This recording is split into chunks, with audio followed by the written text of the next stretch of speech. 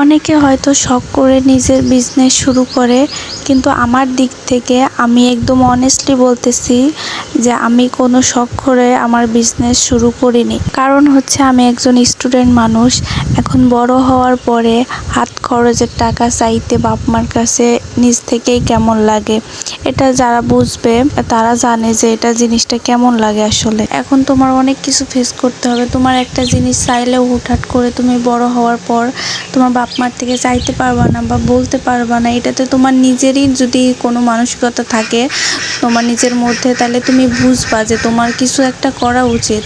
আরেকটা কথা, নিজের পড়াশোনার পাশাপাশি যদি তুমি নিজে একটা কিছু করতে পারো, তাইলে ভাই তোমার থেকে সুখী মানুষ এই পৃথিবীতে কেউ হবে না।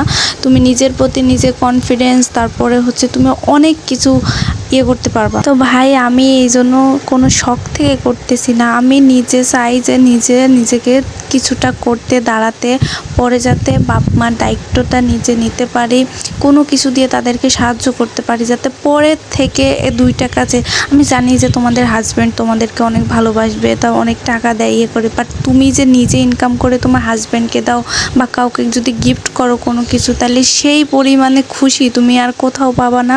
তুমি নিজের প্রতি নিজে অনেক কনফিডেন্স ফিল করবা, তখন তোমার মনে হবে যে হ্যাঁ আমি একটা কিছু করতে পারছি, আমার দ্বারা কোনো কিছু হবে। তোমরা নিজ থেকেও তোমাদের যেখান থেকে যার যেটা করা সম্ভব তোমরা সেটা করো, নিজের পথে এগিয়ে যাও। সবার জন্য অল দ্য বেস্ট। আমার জন্য সবাই দোয়া করবা। আর ভিডিওটা ভালো লাগলে লাইক কমেন্ট শেয়ার করে পাশে থাকিও। আর এই ফুলটা কেমন তোমাদের যা লাগে আমার পেজে অর্ডার করতে পারো। তোমরা সবাই ভালো থাকবা। ধন্যবাদ সবাইকে।